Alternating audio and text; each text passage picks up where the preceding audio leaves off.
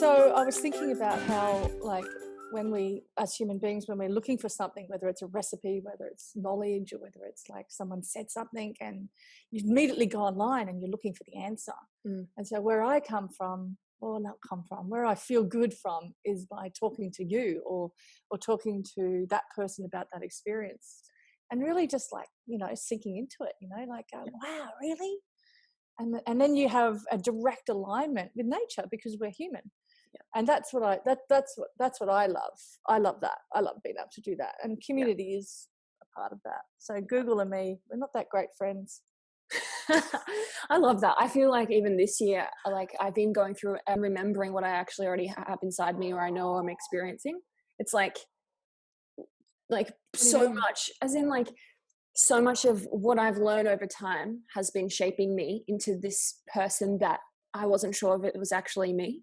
And so I've been like sinking back to actually my natural rhythm and how I like to show up and how my body actually feels when that happens, and just paying more attention to like actually who I am and remembering that essence and remembering that the answers and the wisdom that I have inside of me instead of outsourcing that. And and we outsource everything. It's like it's so interesting. It's like I see it all the time. Somebody asked me something the other day and I said, oh, I don't know. And they go, why don't you just Google that? And I'm like, well, I know a guy that actually knows this. And I spoke to him about 5 years ago. I'm going to, it's like, that's to me is far greater than, I think I know that Google's amazing. And I know that the World Wide Web has this ability. I mean, look at us now, right? Yeah. I get that. And I have that total respect for it, but it's not where I find my answer. Yeah. My answer must come from a feeling, and the feeling must come from talking to someone. Then I can actually start to, and we are influenced, right? Look what's going on out there now, right? Do you see all the people that punch that stuff out on Facebook? Yeah. Far out, dude. Like I'm just shocked. Like, how would you know that? Yeah. Have you spoken to the industry?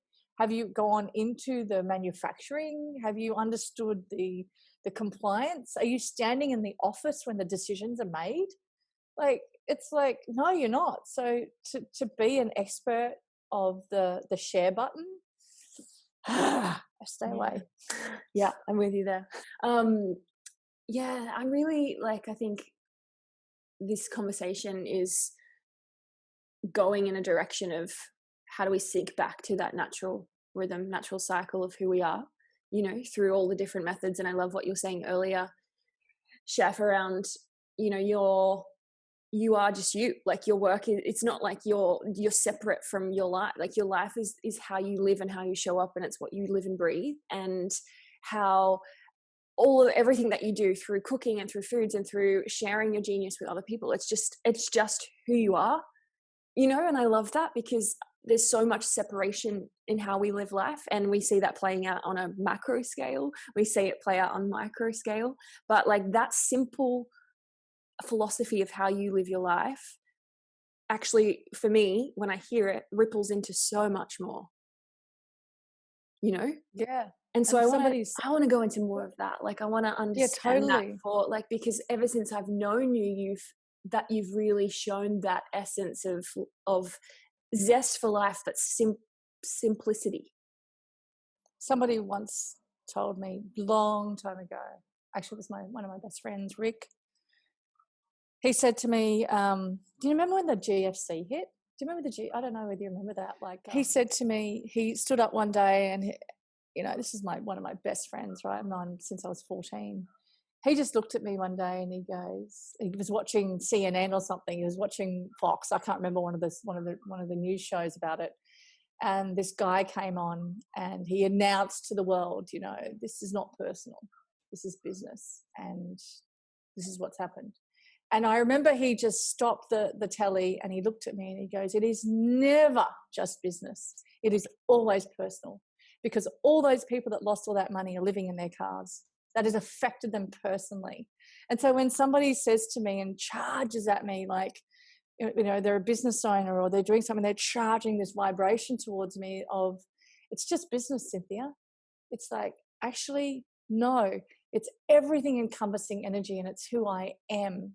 Whether I make my money through that way or that way. It is a part of my life. So no, I'm sorry. There is no such thing as business. The future of business is feeling, and feeling creates abundance. And so when we have that great feeling about what we're doing, we're creating abundance in the body, you know. And he was so right back then. I just remember him saying it, and I held on to that statement like for years and years and years. And I really, really fought with it a lot, because we do separate our personal lives with the way we operate with money, and it's retarded, in my opinion. Yeah. And I love that you said that around the future of business is feeling. It's all energy. Well, say more on that. What do you mean by that? So how do I feel when I'm teaching or public speaking or filming? I feel amazing. Oh my God, Sam, I feel amazing. My ego is fed. I feel so egotistical. Like, it's so true. Like, my heart's pounding. My chin goes up. I'm pushing my way through my talk. And then I'm smiling, and I'm looking at the crowd, and I'm like, oh my God, like, they're listening to me, and I'm feeling into it. And that's the ego. That's the truth. Not many speakers will talk like this, and some will, like the greats will. But and then I sink into, you know, how the smiles in the audience, or how I envisage how do you say that word? Oh, you said it too it. many times. Yeah. Yeah. I can't get it either. Envisage. Envision. You know when you say a word too many Envision? times? I know. I'm going to say envision.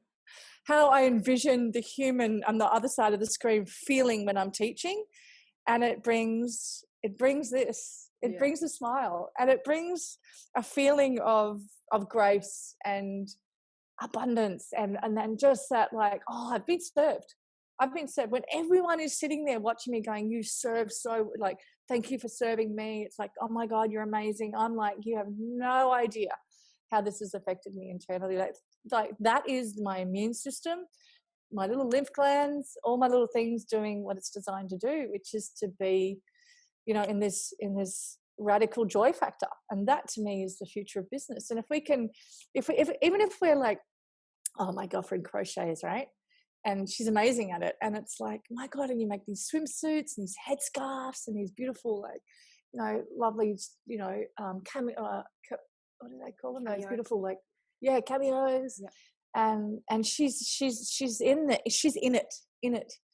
And I'm like, there we go. That's because she comes to me and she goes, what about your marketing? And how do you, I'm like, nah, mate, like, just stay there, stay right there. And from that space in just right there.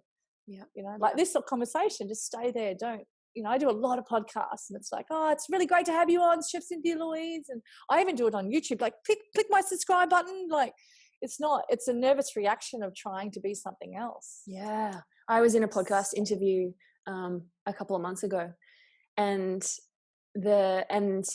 he's now my actual coach that I coach. Like, he coaches me now. And he said to me on the podcast, wow, it was about a vocal coach. It's like, wow, your voice changed and went up an octave as soon as you hit the record button, and your body stiffened and you went rigid, and then you talked differently. And I was like, oh, okay, like, what's happening? And it was like, you just put on this show and this performance. I was like, fuck. Like, and he said that, but it actually unraveled. Like, I'm now working with him because it unraveled so much in my life, and who I am and how I show up as soon as you hit the record button, or as soon as you need to step on stage, or as soon as you need to show up to a conversation, or like all of these different parts. And we put on this like armor, and it's like, how do we show up open-hearted and just who we are without needing to be the showy self? And yeah, so I totally get that, and I love that. And linking it back to the future of business in feeling, the difference that I felt working with you, 5 years ago now, maybe, right, is that that's what made you want to come to you. You didn't have to market, because I was already pulled and gravitated to, like, whatever she's doing, I want to be amongst it. Like, that's what it feels like. It's like the essence of how you're just in your joy, which a lot of people aren't these days. So it's like, when someone's in their actual joy and in their genius and doing what they love, you want to just be part of that, and you can't really understand why, but you just get magnetized to that. And so Yes, like yes to this conversation and like saying this, because so many people do get caught up in like, okay, I need to do this for the status or for the money or for the like do things and tick the boxes because this person. It's like fuck that. Like I'm so grateful that you're bringing this up and saying no. The future of business is like what is true for you, and do the thing. Yeah, Oh, I watch myself sometimes do it. I do it all. Actually, I do it. I don't like that I do this, but I do that. I do the stiffness when I'm on a yeah. podcast. I do the funny thing when I'm on YouTube. It's like, no, I've decided that I'm not going to do that anymore. So as I'm recording my future stuff, and I have been lately, it's like, that's not going to happen. Yeah. Anymore. But it's so been helpful for me to have people around me that give me that feedback. Like one of my best friend queens, she'll tell me each episode, she's like, Queen, you sounded like you today. Like I thought I was listening to you just talk to me through WhatsApp. So you get that when you have the people around you that will just be upfront and honest, or someone will say, hey, like I felt like you were holding back a bit or not being like your authentic self there. And I'm like, oh shit. Okay. So you start to gather that, but it's about choosing who you're around and then bringing that forward and having that space to accept that feedback and be open to that. I got to tell you though, Sam, I do get smashed a lot online when I'm sitting on my table with bare feet swearing, talking about food and being like swearing in the joy of the fuck. This is so good. I just made the best vegan Caesar salad of my life. And I get smashed. I get emails. I'm not following anymore. You sat with no shoes on. You know, you lick your fingers after you put it and tasting the food. You swore.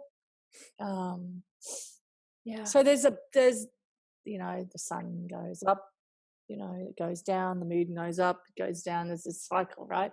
Nothing is ever perfect, but I did get one lady emailed yesterday. We get it all the time, and she emailed yesterday and she goes, I loved you until you were yourself, basically. So how do you navigate that? Because I copped that as well when I was in the last business I was in, all around health, fasting, it. Yeah. I one time decided to show up totally as me, and I swore, and all of a sudden copped all of this feedback as well around you were pure and now you're not, and all of these things, like, and it didn't land well. And I had to really I sat in that for I pushed for another 8 months and went, I can't not be me anymore. Like I just can't. And so how do you navigate that? Because I understand there is a fine line between maybe being respectful, but when you're not yourself, like who are you doing an injustice to? Like who are you serving from that place? I honestly don't give a shit. Yeah. That's the truth. I don't care. I 100% don't care. I don't care that she doesn't want me in her world, or he doesn't want me in her world. I don't fucking care. Because if I cared, I would saturate myself in a perception of how they think about me, when that loses insight of how I think about me. And so I don't give a shit. It's like, I don't even think about it. It's gone from my mind. My team giggles though. It's like, Brendan will go, I've got this lady and she just wrote in, and I'm just like, bless, see you later. Not interested. Off you shoot. Off you go. Like, don't, go watch someone else. Yeah.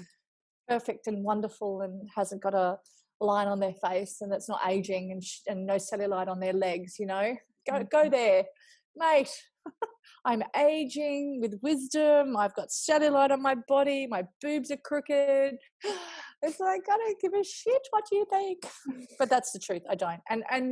And I have just recently, for the first time in my life, took notice. I got smashed online just recently. And I'm talking properly smashed. Like there was at least 100 people just smashing all night. We were up probably till 1 o'clock in the morning, trying to, answer block these comments. And I got to the end of it, and it was one of my assistants said, you should have just left that. And I'm like, you're right. Why did I care so much? Because I said something in the video that came across disrespectful. I stated in the video, and it was where it was cut, right? So the whole actual video is on my online cooking class, but it was a short reel to show people about the cooking class, to introduce people to cooking, to give them an idea of they can do this, and I do have the classes, and this is where you can go to cook this way. And it started off with this reel with a little bit of music, and it started off with, I used to hate kimchi. And then it went into the 30-second ad that 60-second ad that it was. And then it went into making it. And oh my God, the whole kimchi world of the people that it was shocking. It was, you're so disrespectful to culture. How could you do that? That's not how you make kimchi. How could you say the word hate? How could you? I was smashed for literally hours. We're talking hundreds and hundreds and thousands of messages, inboxes, direct message, email, online, Facebook page. Yes, it was amazing. And it just went on and on and on and on and on. And then I was deleting and people, oh, she just deleted my friend. Look at her. She's so weak. And then I just collapsed into a ball. I was exhausted. And I was like, oh my God. So I just deleted the whole post. And it was the next day, it really rang true to me. I will never delete that again. I will never delete who I am again. So what I learned was, yes, I did used to hate kimchi, 100%. Tastes like shit. I don't like it. It took me a long time to understand how to make a traditional dish that has so much wisdom and so much culture and so much goodness in a human race. What I learned was to articulate that. This dish has so much culture, so much wisdom, so much greatness, so much that comes from soil health to manifestation, to the believing in a new life of fermentation. And you know what? This is my take on it. That's what I should have said. So I've learned a language that respects an entire, because that is the truth, because that's how I feel. But I didn't get that part in the ad. Yeah, that part was in the video that ran for 45 minutes, but they got that small bit. Yeah. I learned a great lesson. A great lesson. So have you always been, or how have you gotten to this place now of not giving a shit about people's perceptions or opinions to allow you to be who you fully are? Oh, so much trauma, really. Like, come on. Like, we're going through a lot, us humans. Where do we want to put our precious attention? Like, where really do I want to, where do I want to put my attention on what people are thinking about me and their pain that they're going through? Like, no, like, yeah, sure. There's some empathy, kind of. I think I have that. But really at the end of the day, like, honestly, I have got, if I don't look after this, I can't look after you. Because if I can't really engage in this human and these 78 organs and this orchestration of intelligence, of this incredibleness, then I'm not looking after you. So I think through growing up in Papua New Guinea and being around, amazing people and cultures, diverse cultures in New Guinea, really gave me a sense of groundingness. Of it's very simple.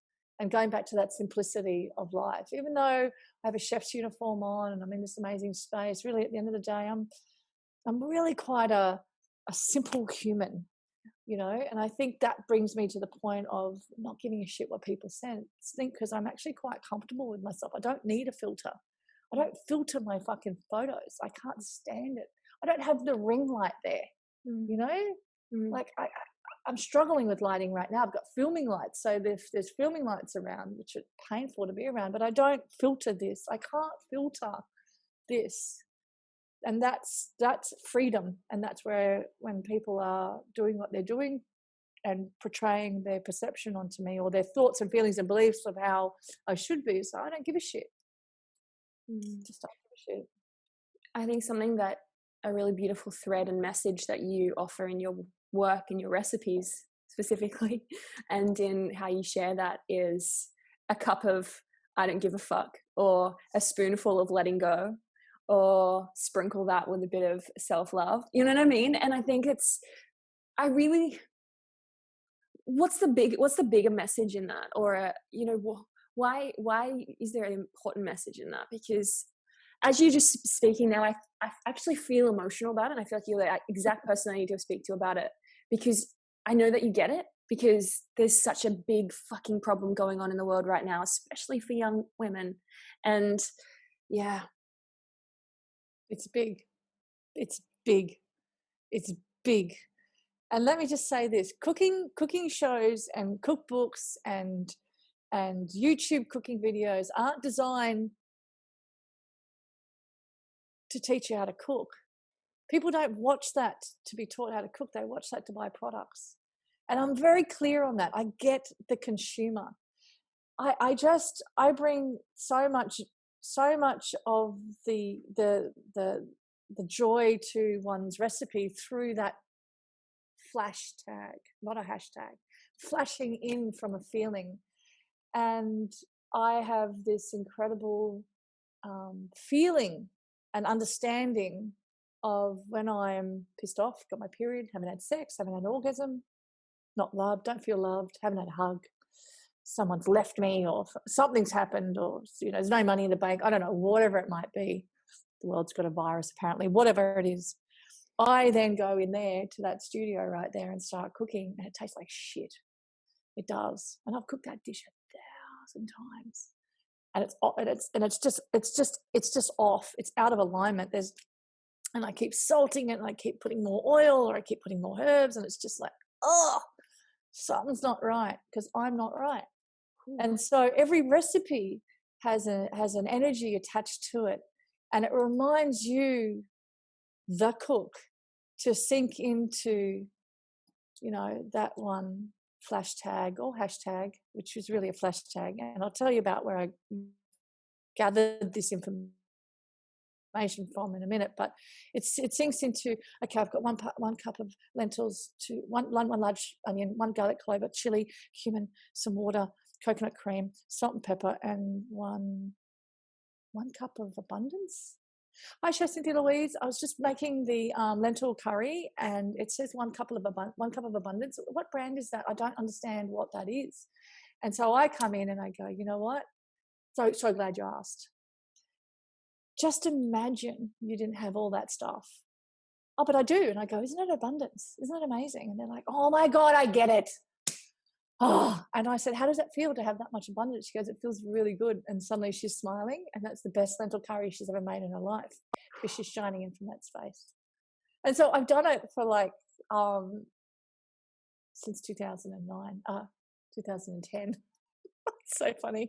And I've done it because of the reason of the fact that I felt constantly in this food fight, internal food fight of, I should be a better cook, or I should be I'm just gonna quit this. It should be perfect all the time. Why isn't it? You've got a chef's uniform on, you're trained. Why isn't it? You're a professional. Why isn't it? I get it now. There's the energy attached to the feeling. It's a feeling. And that's why I put it in. And my coach, Kat Dawes from Nowism, who I've consistent coaching with since 2012, by the way, same coach, I've had this ability to really create a spiritual practice, and that is to be present.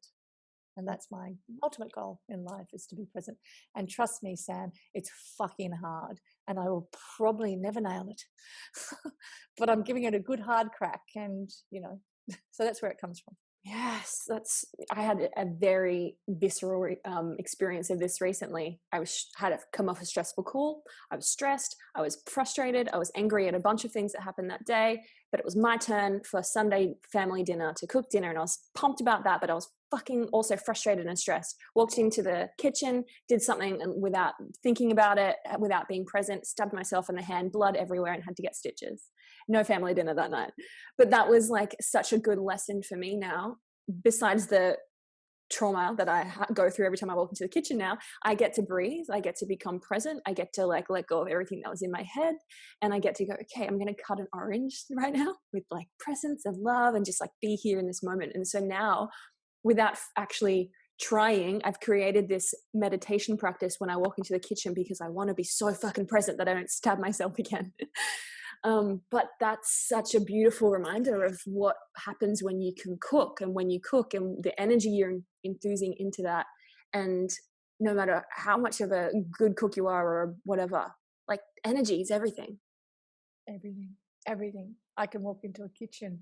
The cafes I build, I can walk in, and I know when I'm walking in, and because I'm dyslexic, right, I've got this 360 view of everything, because that's what us dyslexic people have. We're geniuses at doing. We're very, very good at it.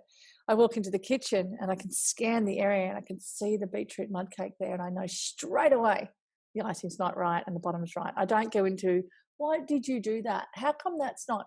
I go into, who made this? And the guy goes, me. And I go, how are you? So I'm great. I said, no, you're not. How are you really? He said, oh, my wife left me. I'm fucking so stressed. I got to pay the mortgage. I'm like, yeah. Don't be touching the cake, mate, ever again in that position. So let's have a chat. And then we have a chat, and I said, do you get it? Do you get it? And he's like, I fucking get it, chef. I'm so sorry. I said, no, this is not about apology. This is about you understanding energy is everything, and your seasoning is in your hands. So blessings to you.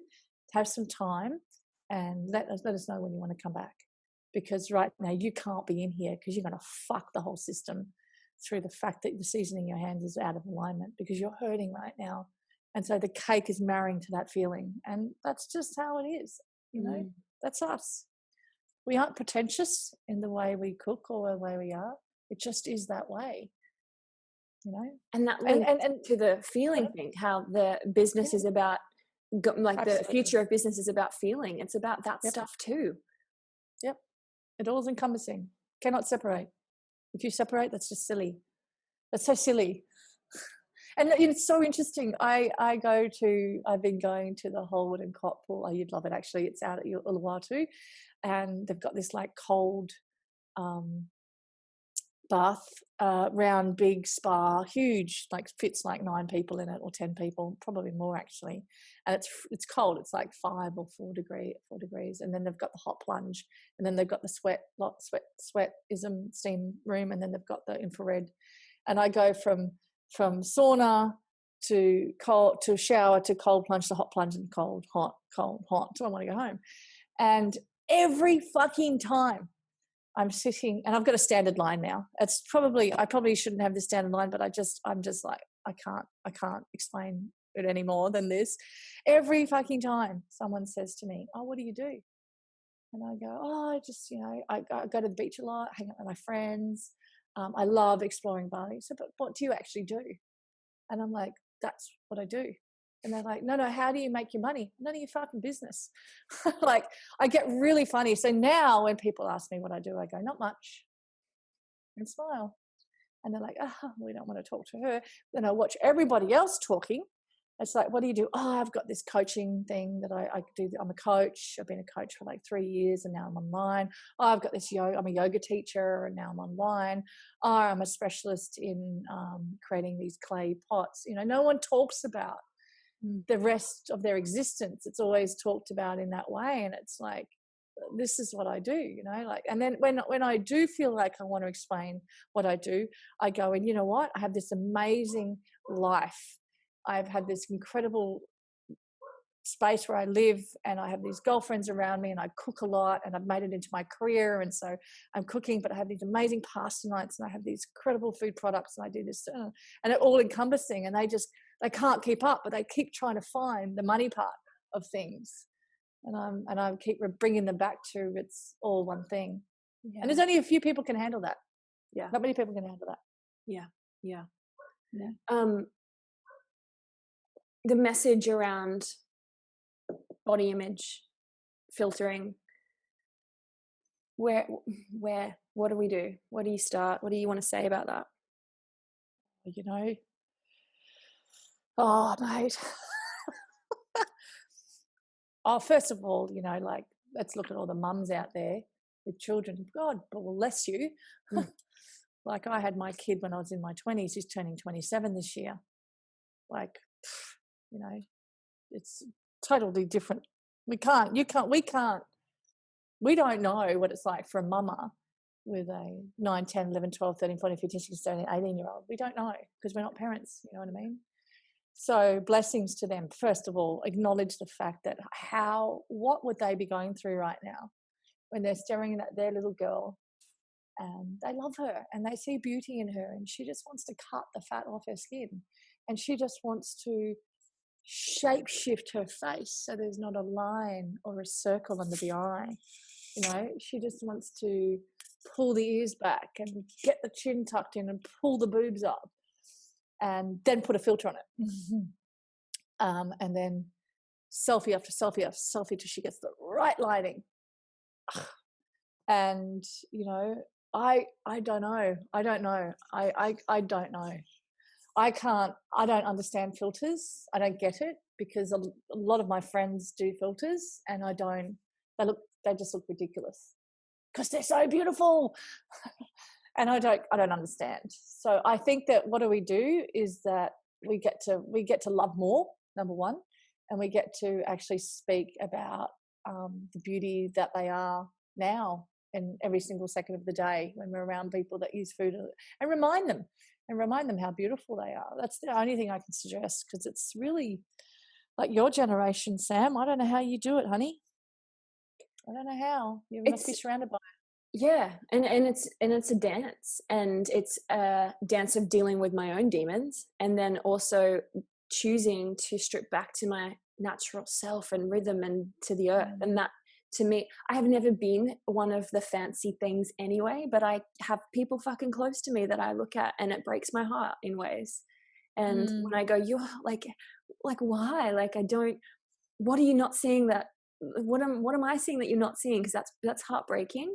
And I have to choose to go, okay, well, when I was battling my own demons, because fucking hell, I don't think I'm perfect in any form. However, how can I choose to create a practice around loving those parts of me and creating moments in my day to be okay with the cellulite on my legs, and, you know, be okay with the fact that I want like my boobs not to be as big, or like whatever it is.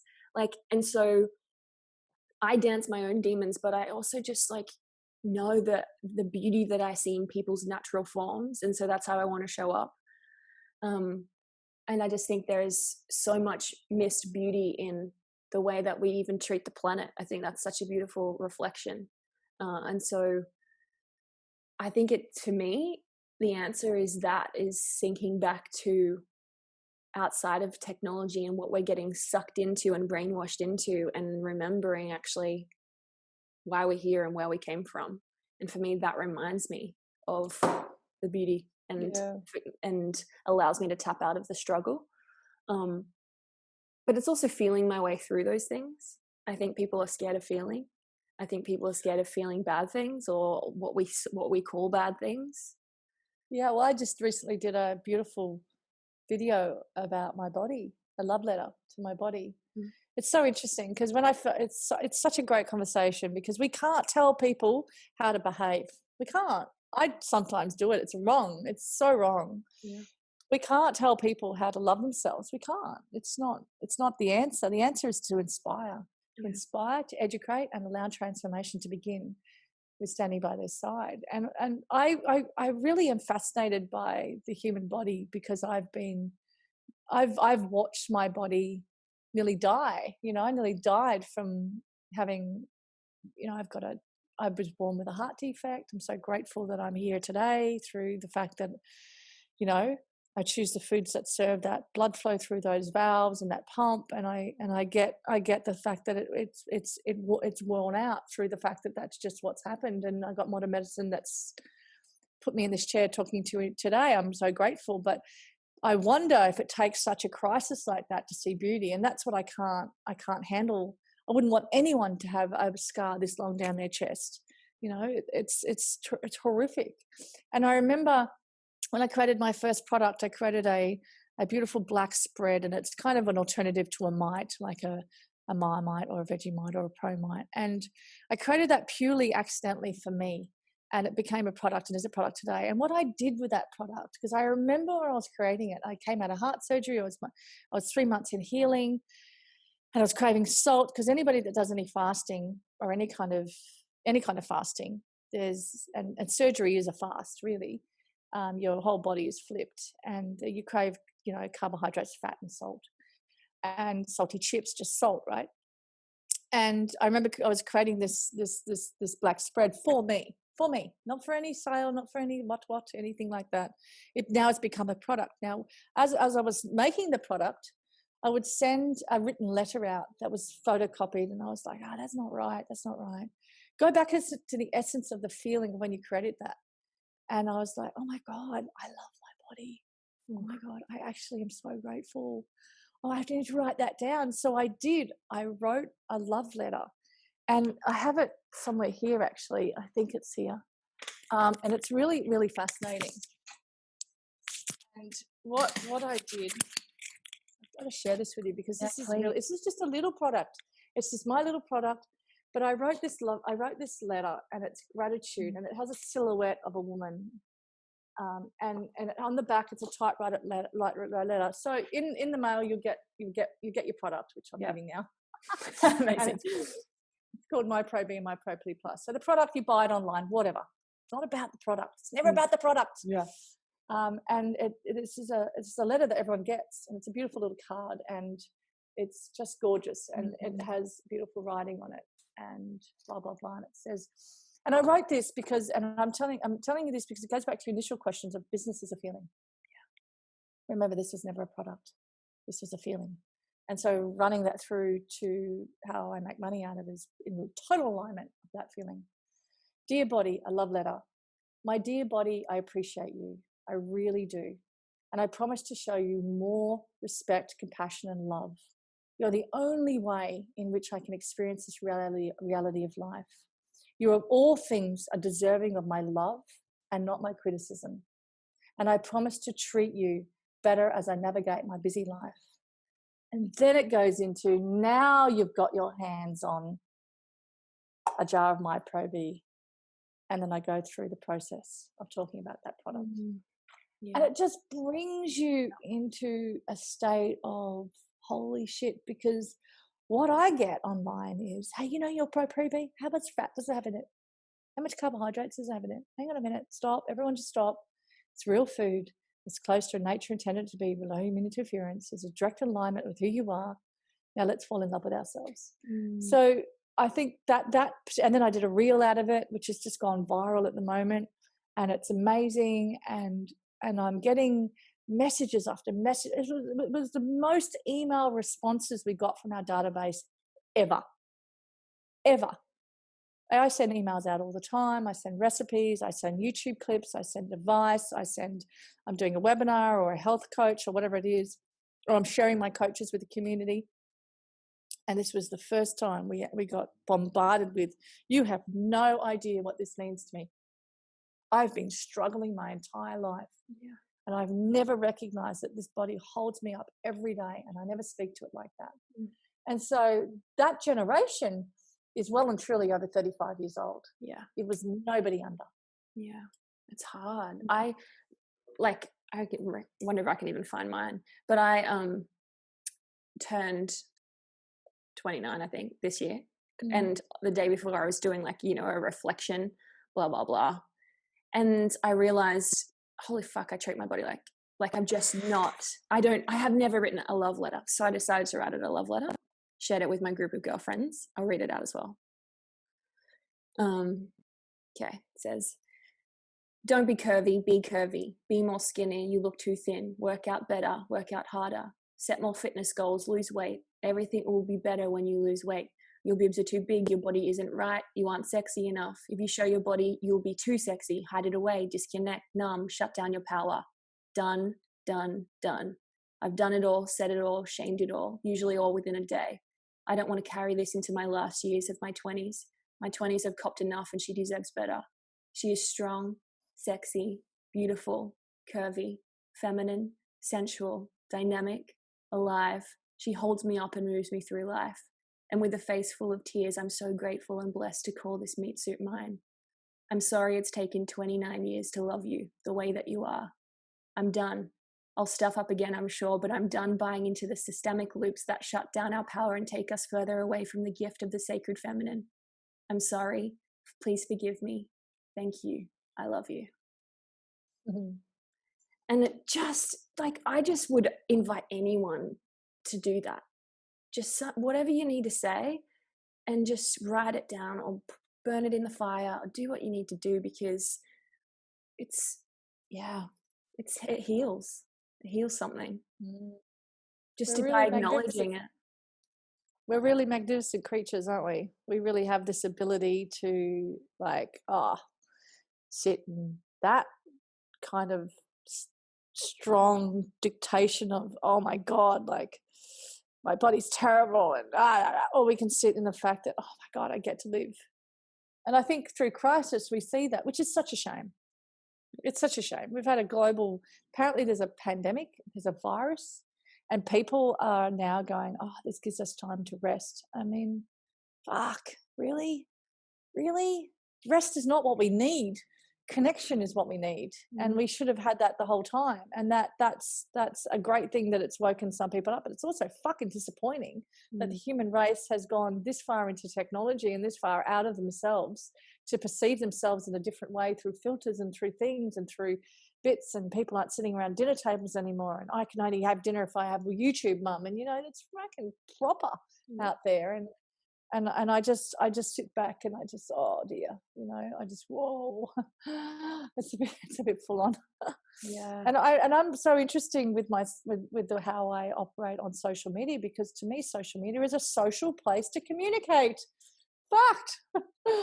It is a place to actually have, who are you going to have in your lounge room, Sam? People that are going to be talking conspiracy and vaccination and hate and anger and racism all day long? No, you're not.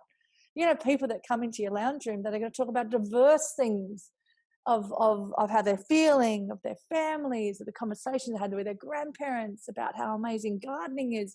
And that's what I feel about social media, is like, I don't invite that into my world. I don't put that out there. I don't have it. I don't have it. Someone said to me the other day, aren't you going to repost the vaccination thing? No, I'm actually not going to repost anything until I sit down and have a conversation with the anti-vax person of Australia, who happens to be my fucking son's girlfriend's mother. So until then, you can all go fuck yourselves, because I don't understand it, and I will not reshare anything until I can talk to someone in office, which I know someone in Parliament, thank God. So I'm not going to do that. And I think that that's me, and it's a unique part about me, but I also to really be careful of who they're influenced by, because we are lacking conversation and communication with ourselves mainly. And the conversation and the communication we're having with ourselves is so detrimental to our health. And it's so, so, so interesting to watch the younger generation come through and starve themselves with love and affection towards their beautiful skin and flesh and parts. Yeah, it's so shocking. And so moving through and above that, we as leaders, Sam, you as a beautiful 29-year-old woman, it's your duty to shine through with inspiration. You have to, because if you don't, you're actually denying us, the world, of a presence. And that's what I do. I shine in from inspiration. And being fucking funny as well. Don't forget that. We can't forget that. Yeah. Yeah, no, that's so important. And I think, connection is important. I think there's two things that are key in what you just said, is that people are starving themselves of connection. Like, we need to do more of that, not more of the other shit. And the other key thing was, people are trying to do things and connect and say things and have conversations that they aren't willing to have with themselves. And that's huge. Yep. And so what do you do personally to connect deeper to yourself? I know that that's how you live now, but is there anything that you continue to, when you feel yourself falling out or having those times, what do you do to connect back in? Oh man, like, I listen to my heartbeat. Yeah, that's what I do. Yeah, I have this ability to hear my organs. It's weird. I know. You can ask cancer patients about that too. They're the same. They can hear, they can feel. I just go back to the feeling of that beat. It's like every breath, every heartbeat I get to, and how do I want to? Well, I'm really challenged by my way of being so direct, because the challenge is everyone else is challenged by it. So I'm really challenged by the way I'm direct, because everyone else is challenged by it. So it's harsh. I bring a harshness to my girlfriend's world, and it hurts. It's hurtful. But I can't help but just be so factual and go, this is it. This is why you haven't fucking moved on, mate. This is why your fucking legs are, your legs are getting bigger and bigger and you can't fit into those jeans. It's actually quite simple. you know. So how about you take a minute and stop running on the fucking treadmill and dieting and shoving yourself in front of the scales every 5 minutes of your life, and sink into the fact that the wine, the chocolate, the carbs, the fucking fat all day long does not serve your organs. And that's why your body goes into that. It's not because, you know, of any other reason. And they go, oh, God, all right, okay, I got it. God, that was harsh, Cynthia. It was harsh. There's no dieting here. There's no recommendations here. Is the body cannot handle that much fat. It can't handle that much deep fried food. It can't handle that much running. You know, it can't handle that much pushing. It just can't handle it. Like, rest in the weight falling by just resting in the fact that you're beautiful and you are who you are. And for me, it's like I wake up every day and I just like, oh yes, I touch my heart, and I actually say to myself, don't go insane today. Be mindful of your thoughts. Watch yourself, honey, because you have this ability to, you know, to actually be so, you know, direct, and it hurts people. So just be mindful. All right, you've got this. Okay, let's go. And that's just because you care, right? I think, you know, it's okay. I think it's also necessary. You know, I want to honor that in you, because people need the truth, and we need people around us who are going to offer that when it hurts.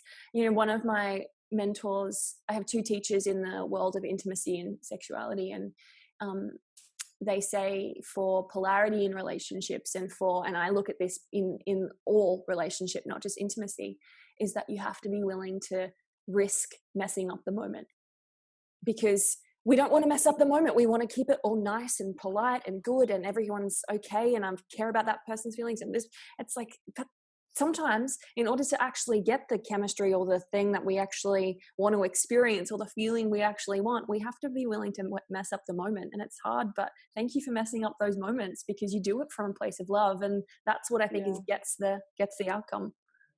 Yeah, totally. And if I ever have a partner again, or if I, you know, I'm single, if that ever happens to me, will I sit on the table with bare feet and eat my food with my hands and swear around my girlfriends, or will I completely be a completely different person and cover myself in a foundation and lift my boobs up and sit beautifully? Fuck, I hope not, Cynthia. So that's what I say in the morning when I wake up. It's like, watch yourself. Yeah. Because you are who you are, and you know what you know, and you don't know the knower, but you know you. And so you are ever expanding and an ever delightful space. And as my girlfriend Dana says, a sticky ball of mess.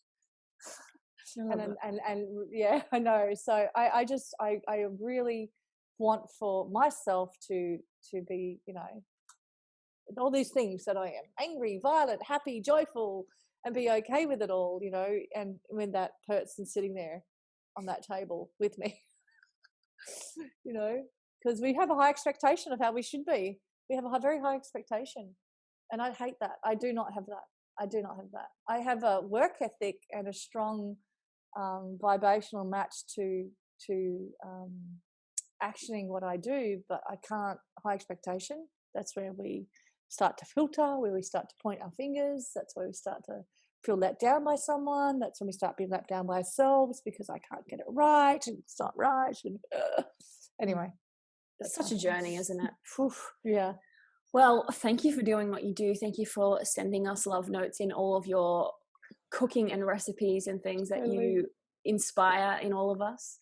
Thank you for your truth, your honesty. Thank you for the way that you show up to life, because it's so beautifully necessary. And even though people feel challenged by it, I feel like deep down underneath all of the stuff that's in the way of that and the triggers is actually a deep sense of gratitude for everything that you do. Yeah. And remember, you got to probably, if you're lucky, another 50 years on the planet. Make it fucking great. Make it so great, Sam. Like, just make it so great. Fall down, get yourself up again, fuck it up, make it just get in it, you know, and, you know, get through it as fast as you can through the fuck ups. Yeah. And don't hold on to shit and blame, because there's nothing worse than pointing the finger, you know. I want to make sure everyone's getting your love notes and your inspiration. Where can they find you? What are you doing? Just Just Google me. Oh, I'm everywhere. The one time you use Google to find chef. Yeah, just find Chef Cynthia Louise, and you'll work out where you want to play. You might want to play on Insta. You might want to play on Tinder. You might want to play on fucking LinkedIn, Pinterest. It's so funny. Cooking like you classes, might want to play somewhere. all the things. Yeah, totally. I said, the reason why I said Tinder, because it was in my thoughts today. My girlfriend met her boyfriend on Tinder. She was on there for 24 hours. It's just a running joke. And I've been saying Tinder all weekend, so it's come out the wrong content. So let's just say that again. You can find me anywhere. It just Google me and you work out where you want to play. That was gold. Yeah, totally. Oh, thank you for being here. I appreciate you. Pleasure.